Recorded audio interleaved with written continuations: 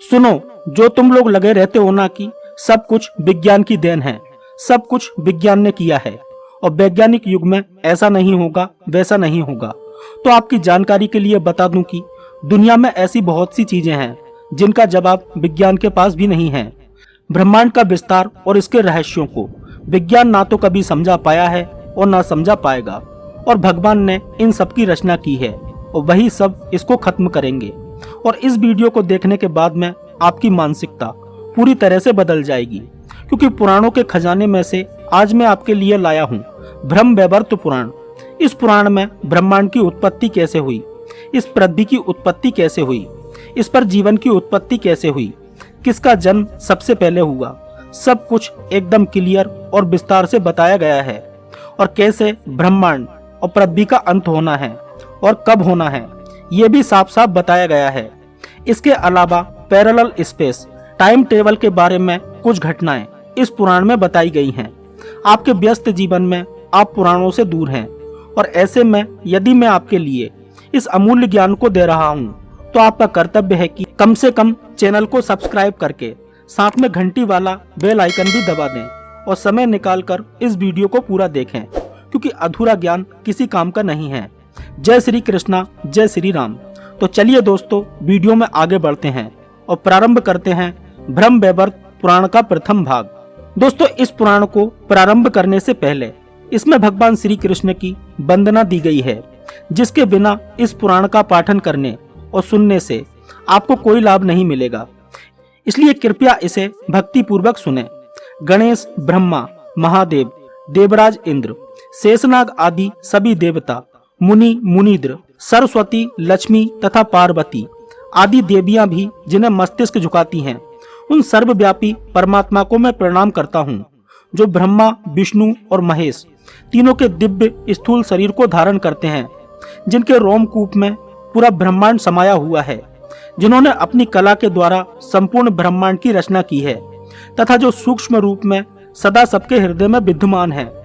उस महान आदि पुरुष आजन्मा परमात्मा का मैं भजन करता हूँ।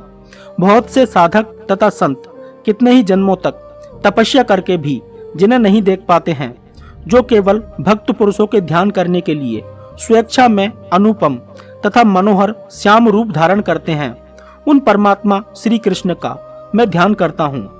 यह थी भगवान श्री कृष्ण की वंदना। अब सभी लोग जय श्री कृष्णा का मन में जाप करें और कमेंट सेक्शन में भी जय श्री कृष्णा लिख दें। तो चलिए दोस्तों, आगे की कथा प्रारंभ करते हैं। आप सभी इस बार का ध्यान करके इस परम ज्ञान का आनंद प्राप्त करें। आगे इसमें लिखा है कि भारत के नैमिषारण्य तीर्थ में शौनक आदि ऋषि मुनि प्रातः काल में नित्य एवं नैमित्तिक क्रियाओं को करके कुशासन पर बैठे हुए थे। तभी अचानक से वहां पर सूत जी आ पहुंचते हैं। सूत जी ने सभी ऋषि मुनियों के चरणों में सादर प्रणाम किया तथा ऋषि मुनियों ने सूत जी को बैठने के लिए आसन प्रदान किया। शौनक ऋषि जी ने सूत जी का भक्ति भाव से पूजन किया और प्रसन्नता पूर्वक उनका कुशल समाचार पूछा। इसके बाद सभी लोग आराम से बैठ जाते हैं। सूत जी के मुख पर मंद मुस्कान छटा छा रही थी। उन्हें संपूर्ण पुराणों के तत्वों का ज्ञान था। हालांकि शौनक जी भी पुराणों की विद्या के ज्ञाता थे। इसके बाद सभी ऋषि मुनियों ने सूत जी से एक ऐसे पुराण के बारे में जानने की इच्छा प्रकट की जो परम उत्तम हो, श्री कृष्ण की कथा से युक्त हो, जो सुनने में सुखद, आनंदमय, मंगलमय तथा जिसमें समस्त अमंगलों का विनाशक, समस्त संपत्तियों को प्राप्त कराने वाला, नित्य परम आनंदय, मोक्षदाता, तत्व ज्ञान की प्राप्ति कराने वाला तथा स्त्री, पुत्र एवं पौत्रों की वृद्धि कराने वाला हो, जिसको पढ़ने और सुनने से श्री कृष्ण में अविचल भक्ति प्राप्त हो तथा जो तत्व ज्ञान को बढ़ाने वाला हो। उस पुराण की कथा कहिए जो मोक्ष से बढ़कर है तथा संसार रूपी कारगार में बंधे हुए जीवों की बेड़ी काटने वाला हो। मैं जानना चाहता हूँ कि परमात्मा का स्वरूप साकार है या निराकार है, ब्रह्म का स्वरूप कैसा है, अथवा हमें उसका ध्यान और चिंतन किस प्रकार करना चाहिए, वैष्णव महात्मा किसका ध्यान करते हैं तथा शांतिचित योगी जन किसका ध्यान करते हैं। जिस पुराण में प्रकृति के स्वरूप का निरूपण हो, गुणों का लक्षण वर्णित हो तथा महत आदि तत्वों का निरूपण किया गया हो, जिसमें वैकुंठ, स्वर्गलोक तथा अंशों तथा कलाओं का निरूपण हो। प्राकृत पदार्थ क्या है, प्रकृति क्या है तथा प्रकृति से परे जो आत्मा या परमात्मा है उसका स्वरूप क्या है। भूतल पर जिन देवताओं तथा देवंगनाओं का गुण रूप से जन्म हुआ है या अवतरण हुआ है उनका भी परिचय दीजिए। समुद्र, पर्वत तथा सरिताओं के प्रकट होने की कथा भी कहिए। प्रकृति के अंश कौन कौन से हैं एवं उनकी कलाओं तथा कलाओं की भी कलाएं कौन कौन सी हैं, उन सबके ध्यान, शुभ चरित्र, पूजन और स्तोत्र आदि का वर्णन दीजिए, जिसमें विभिन्न प्रकार के देवी देवताओं और भगवान श्री कृष्ण के अवतार और उनकी लीलाओं का वर्णन हो।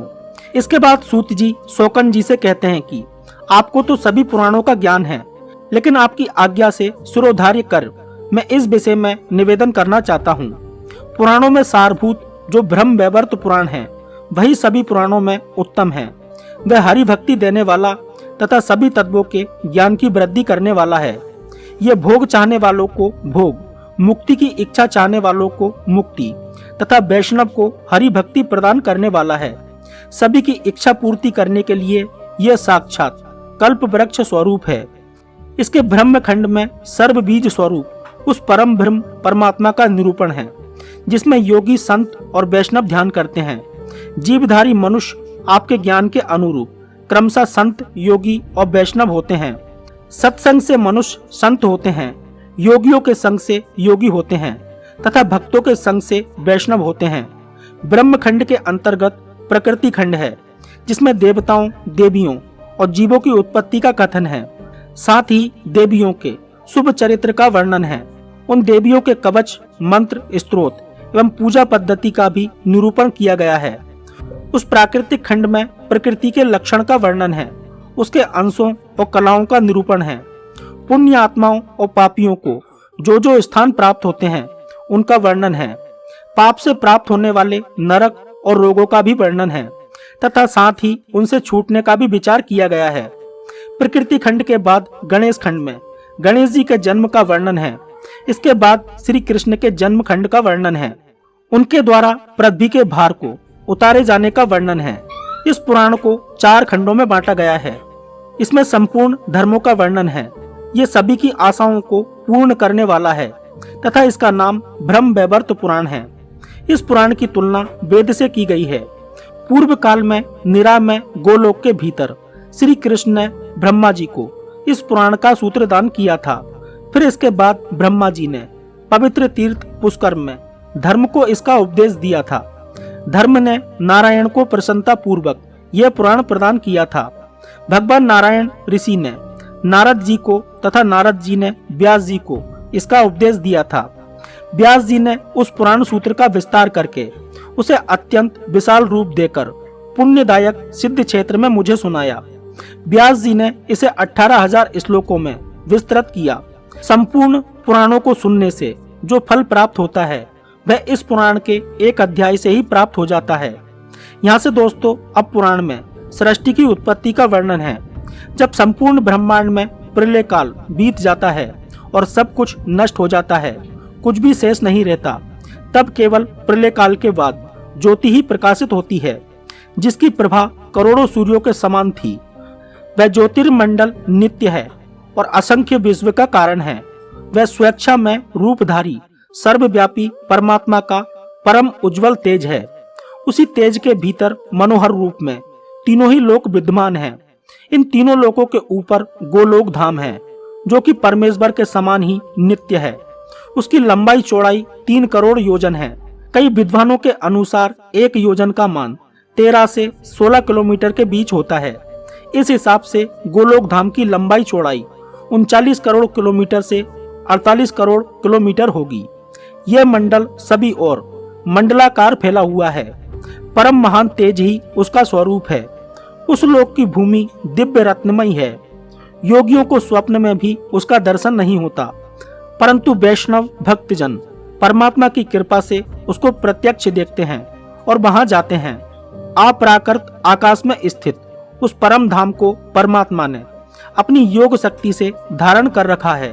वहां आदि व्याधि, जरा, मृत्यु तथा शोक और भय का प्रवेश नहीं हो सकता। उच्च कोटि के दिव्य रत्नों द्वारा रचित असंख्य भवन सब ओर से उस लोक की शोभा बढ़ाते हैं।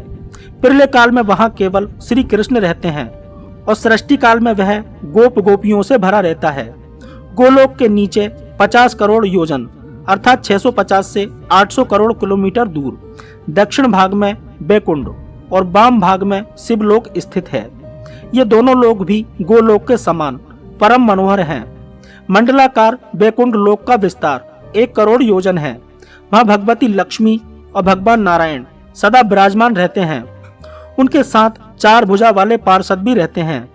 यह धाम भी जन्म मृत्यु आदि से रहित है।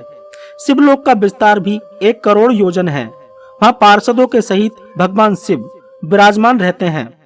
गोलोक के भीतर अत्यंत मनोहर ज्योति है जो परम आनंदजनक तथा नित्य परम आनंद की प्राप्ति का कारण है।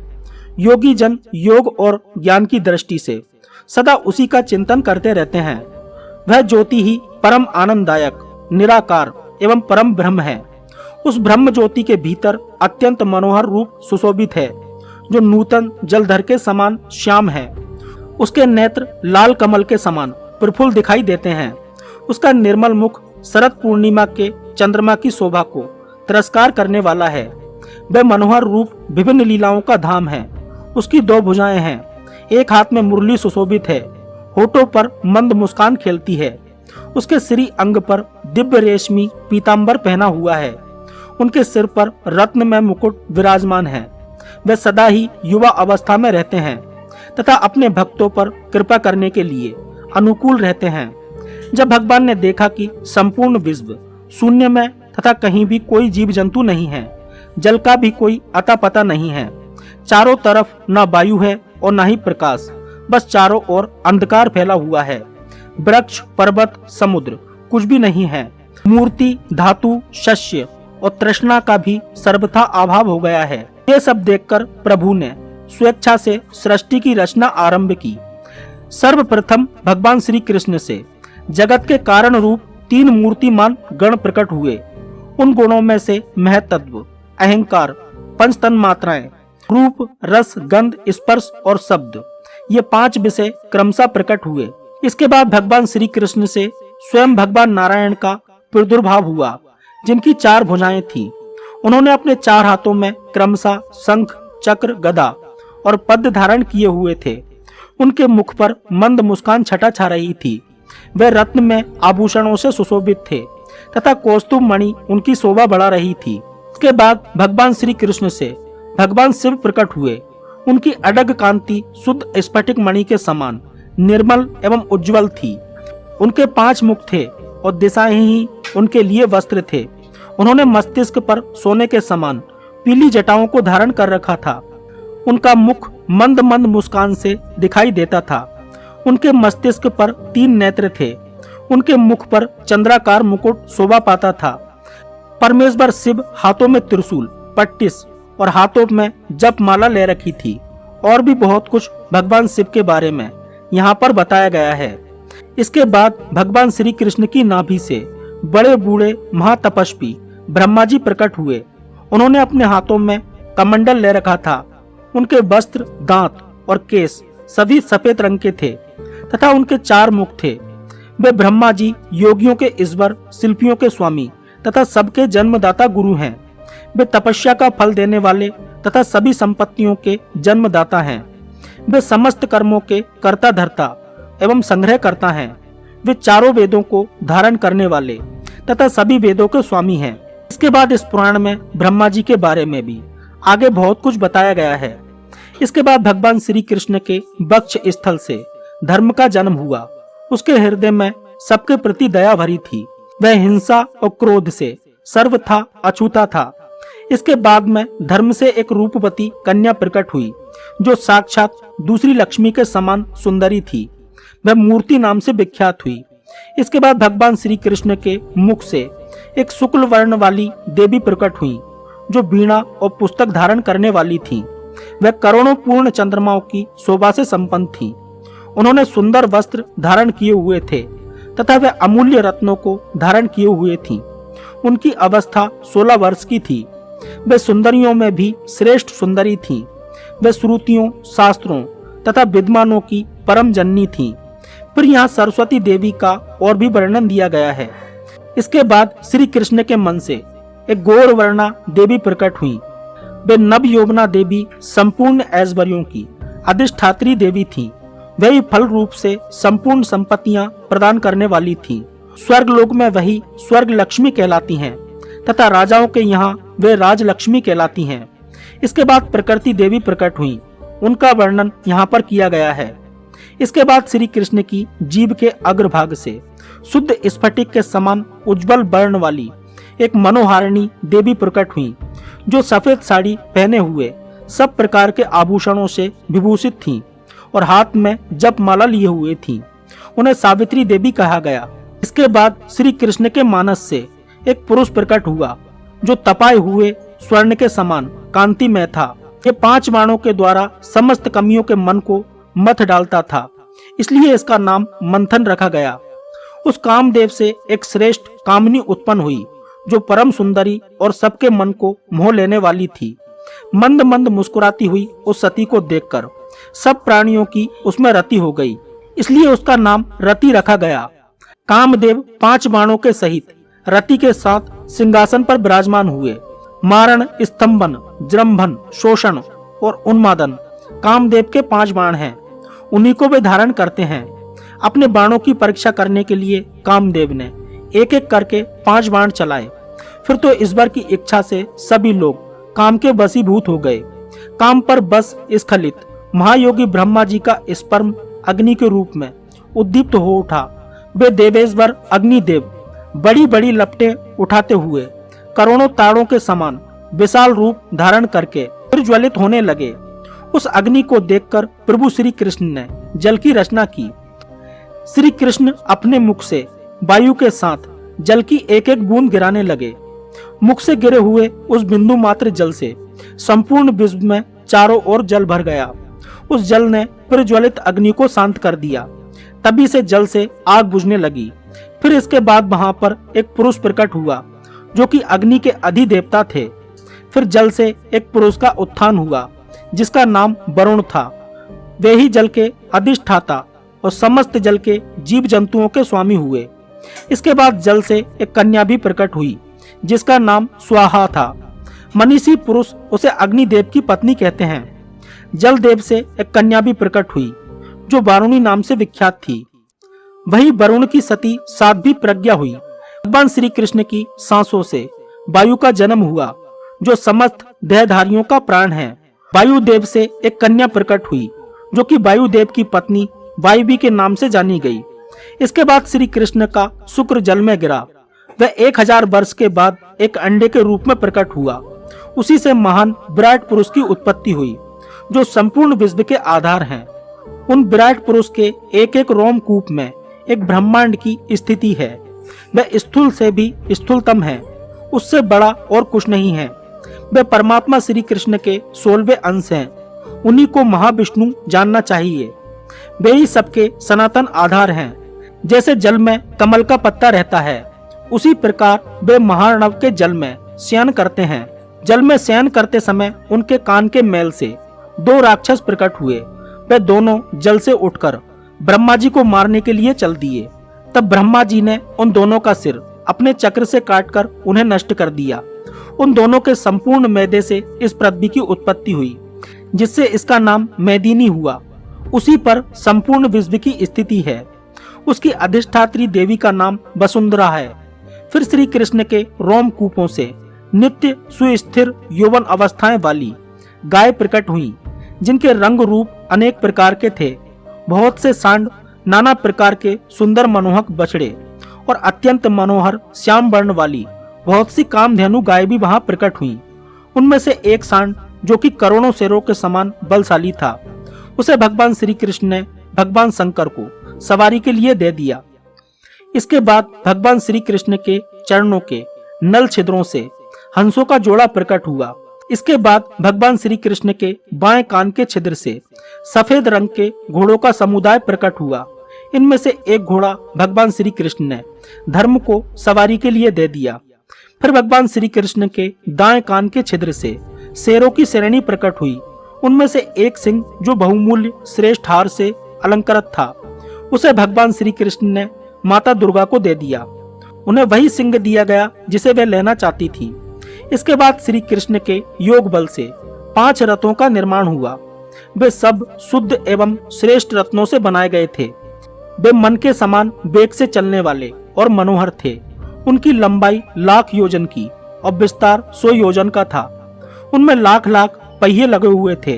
उन रथों में हर प्रकार की सुविधा थी जो भी होना चाहिए, और वह रथ बहुत ही तीव्र गति से चलने वाले थे।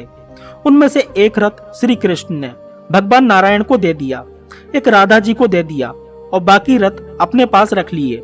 इसके बाद भगवान श्री कृष्ण से कुबेर और उनकी पत्नी प्रकट हुई। फिर भगवान के गुहा देश से भूत, प्रेत, पिशाच, कुष्ठमांड, ब्रह्म राक्षस और विकृत अंग वाले बेताल प्रकट हुए।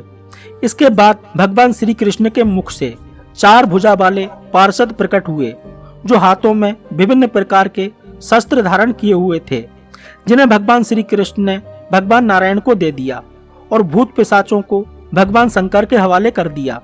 इसी प्रकार और भी कई सारे जीव भगवान के शरीर से प्रकट होते गए।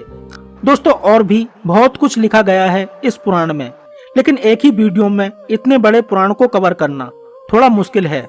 इसलिए इसका सेकंड पार्ट मैं बहुत ही जल्दी लाने का प्रयास करूंगा।